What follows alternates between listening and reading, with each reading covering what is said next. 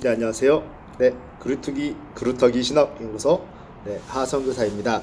네, 여러분, 오늘은 간단하게 여러분이 이제 교회에서 많이 접하게 되는 이제 성찬에 대해서 제가 좀 간단하게 최대한 좀 딱 한 번에 이렇게 떠먹여줬다라는 느낌이 정확히 들 정도로 간단하게 그러나 매우 정확하게 이렇게 성찬에 대해서 딱 정의를 좀 해보고 여러분에게 선택할 수 있는 옵션을 좀 드리기를 원합니다.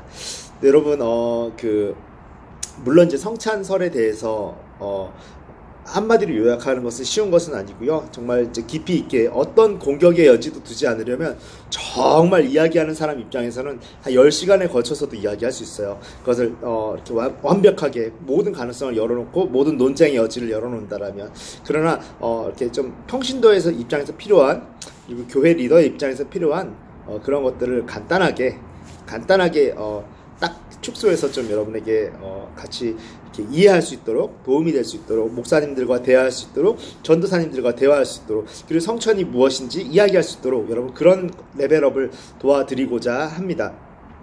네, 그리고 이 성찬이 왜 중요한지는 그리스도를 어떻게 이해하느냐에 따라서 매우 중요한 문제이기 때문에, 성례전에 관련된 문제이기 때문에 사실 평신도도 피해 갈 수는 없습니다. 그냥 따라갈 뿐인 것이죠. 그래서 여러분이 성찬이 무엇인지, 성례전이 무엇인지를 좀 정확히 알았으면 좋겠는데요. 여러분, 하나, 둘, 셋, 네 가지로 정확히 그냥 나눕시다.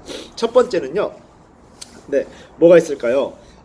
화채설이라는 게 있습니다. 화채설은 기독교가 공인된 이래로 계속해서, 물론 이제 기독교 공인 이전에도 이제 그렇게 여겼을 것이다라는 추측은 있지만, 그냥 카톨릭 교회가 시작되고 나서 교회가 국교화되고 나서, 로마 황제에 의해서 국교화된 이후부터 이제 로마 카톨릭에서 지금도 행하고 있는 성찬을 바라보는 관점입니다. 화채설, 첫 번째 화채설이라는 게 뭘까요? 성찬을 보는 관점 중에서 그 퍼스펙티브로서 화채설이 있습니다. 뭐뭐화되다. 우리는 뭐 사람이 동물화되다, 동물이 사람화되다, 거의 뭐 그런 뭐뭐화되다. 영어로는 뭐뭐라이즈라는 뜻을 쓰죠. 그래서 체는 육체입니다. 신체 할 때 체입니다.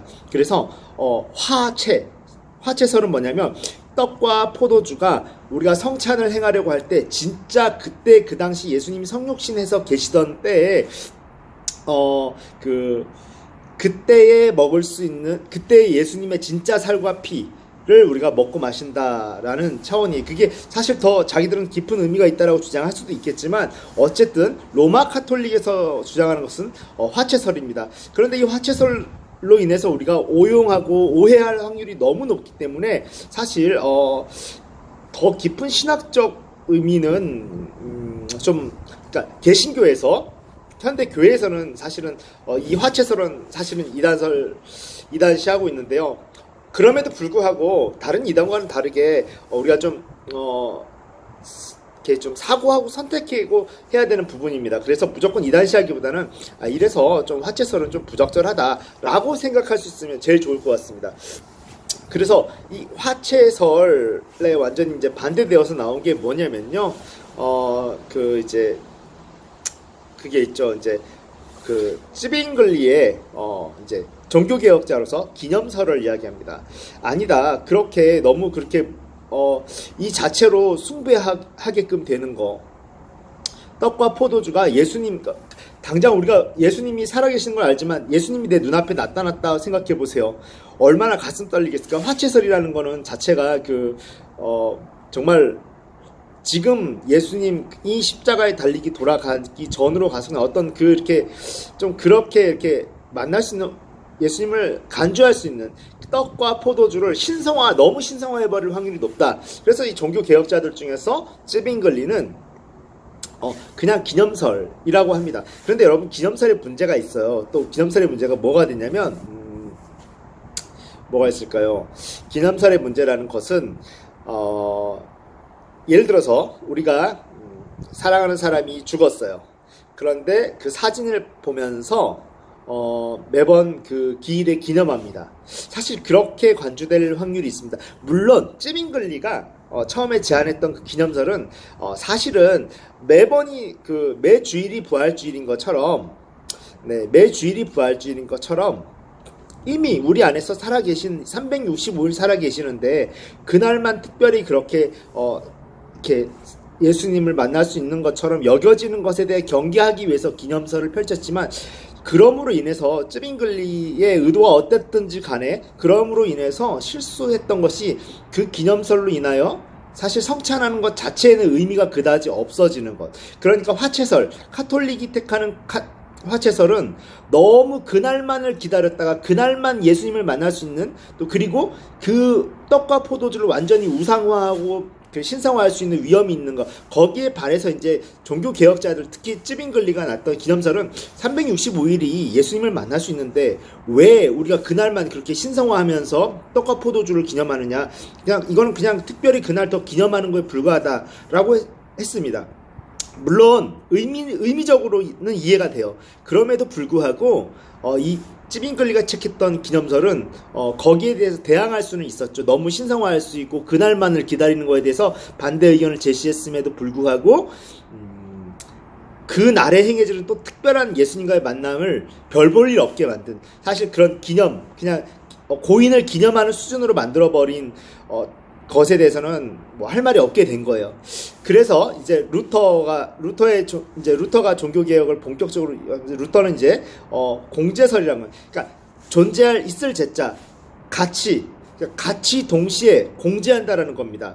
그러니까 사실은 이게 예수님의 살과 떡과 피는 아니지만 먹는 순간 예수님의 떡과 살로 그렇게 그러니까 화채설하고 기념설하고 왔다 갔다 하면서 비슷비슷해요. 그런데 이것이 정확히 공제설에 대한 의견도 분분하기 때문에 어쨌든 루터의 공제설이 있고요.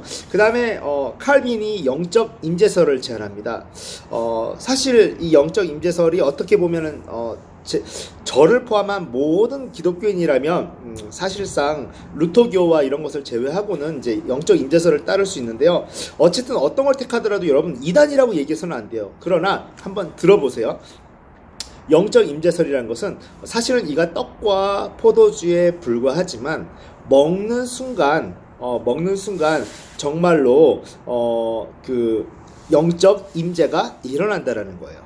그런데 여러분 저는 사실 이 칼빈의 영적 임재설에 틀렸다라는 것이 아니라 여기에 좀 더 정확하게 우리가 표현과 느낌을 좀 더 추가했으면 좋겠다라는 생각이 드는데 그 영적 임재설의 의미는 좋죠. 그러나 이 떡과 포도주를 먹는 순간 임한다. 이거를 조금 더 추가해서 여러분 떡과 포도주가 없어도 성령님은 이미 십자가의 사건으로 우리에게 살과 피가 되어주신 분이시죠. 하나님께서는 그리고 성령께서 임하시는 거예요. 맞죠? 네. 그래서 우리는 사실 성찬 없이도 할 수, 그럼에도 불구하고 예수님은 왜 그런 화채설의 위험이, 화채설처럼 그렇게 신성시될, 그 떡과 포도주가 신성시될 위험이 있음에도 불구하고 성찬을 하라고 했을까요? 그거를 생각해 봐야 돼요. 예수님은 성찬 없이도 이미 초월해서 우리와 이미 교제하심에도 불구하고 바로 우리의 연약함 때문입니다. 연약함 때문에 성령께서 24시간 함께 할 수 있는데 우리가 주기적으로 성찬을 함으로 인해서 성찬은 그래서 원래 매주 하면 좋습니다. 그래서 여의도 순복음교회에서는 아마 2주에 한 번씩 아마 한 달에 한 번인가 2주에 한 번씩 하는 것 같아요. 그 교회에서도 매주 하면 좋지만 현실적으로 그렇게 하기 어렵기 때문에 그렇게 하는 것입니다. 성찬은 그래서 좀 매주 하면 좋습니다. 그러나 그만큼 우리가 연약하기 때문에 매일 눈으로 보고 확인할 때마다 새로워질 수 있고 실제로 이미 우리에게 역사하고 있는 그 성령의 능력을 다시 우리가 믿고 취할 때 진짜 우리 것이 될 수 있기 때문에 그런 매개체 역할을 한다고 보는 것이 가장 정확할 것입니다. 영적 임재설이나 지금 제가 한 얘기나 그게 그거일 수 있는데 자칫 영적 임재설이라는 얘기만 할 때 먹을 때 비로소 성령께서 실제로 역사한다. 그러니까 먹는 것 따로 성령 것 따로 역사한다. 그거는 뭐 틀리진 않다고 봐요. 근데 먹을 때 성령이 역사하신다. 이 순서는 고착될 수 있는 오해의 위험성이 있는 거예요. 이 말이 틀렸다라는 게 아니라 오해의 위험성이 있기 때문에 실제로 어쩌면 제가 말하는 게 칼빈의 진짜 의도였을 수도 있습니다. 그러니까 그러니까 이 먹고 마시는 것과 상관없이 성령께서는 24시간 우리에게 액세스하시고 접근하시고 우리를 도우시고 우리 주위를 빙빙 도시는데 우리가 믿음이 없어짐으로 그 위험 가운데 성찬을 통해서 다시 한번 회개하고 맞아 그분이 나를 위해서 죽으셨다라는 것을 시각적으로 청각적으로 깨달으면서 받아들일 때 스폰지처럼 성령께서 역사하시는 것을 경험하기가 수월해지기 때문에 하나님께서는 성찬을 넘어섰음에도 불구하고 우리의 연약함을 긍휼히 여기시고 성찬을 허락하셨다. 그렇게 결국은 영적 임재설 차원에서 이해하신다라면 성찬을 가장 성경론적으로 이해하시는 것이 될 것 같습니다. 네, 여러분 사랑하고 축복합니다.